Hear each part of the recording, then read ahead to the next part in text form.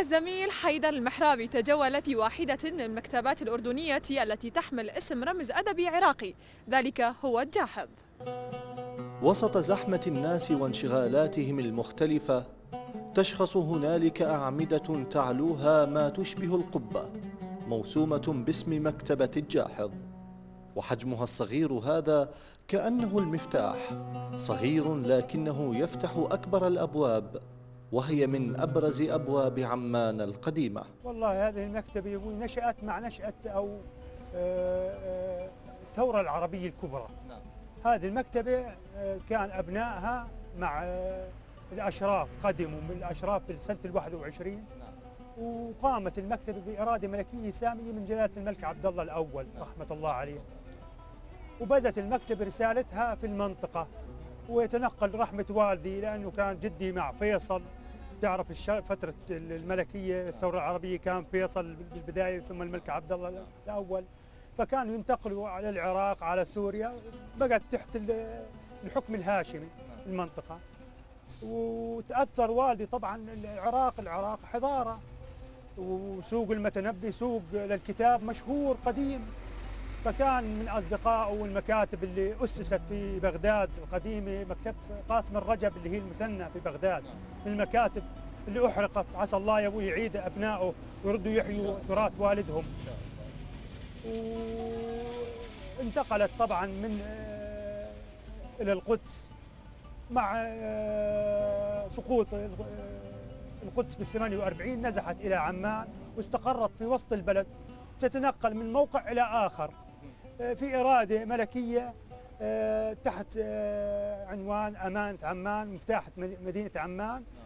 تجد الأفضل والأنسب للمكتبة وأن تكون واجهة حضارية، أن تكون المكتبة داخل وسط البلد، داخل وسط البلد في مواقع مميزة للعاصمة، لأنه مكتبة تراثية، معلم من معالم عمان الأثري، وخاصة بالشرق الأوسط كمان. موضوعة التراث شيخ هشام، أنه الآن لما نقول أنه هذه المكتبة مكتبة تراثية، لربما الرائي الآن اللي يشاهد المكتبة ككشك صغير وفيه مجموعة من الكتب يتخيل أنه هي مكتبة وليدة اللحظة أو وليدة تاريخ الهيئة الأولى للمكتبة، ولكن المكتبة هاي بتعتمد على زوارها. أنا نعم وسط عمان ما ببيعش الصحف ولا المجلات، ببيع الكتاب فقط، الكتاب التراثي والسياسي.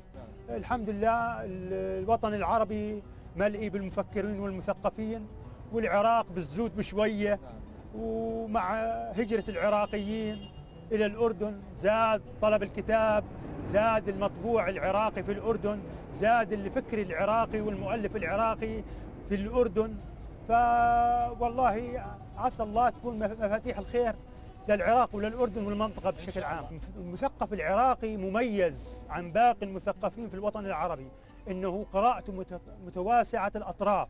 يعني الشخص العراقي أنا ميزته إنه ما بقرأ لشيء معين أو فكر معين، للأفكار والمذاهب والديانات بشكل عام، وهاي مميزة فيه. زائد إنه دائما بعد ما يقرأ الكتاب غير يرد، يعني تجد في ردودات دائما من المؤلفين العراقيين، تعقيبات، نقد للكتاب، فدائما هاي بثرون العراقيين بهذه الابواب.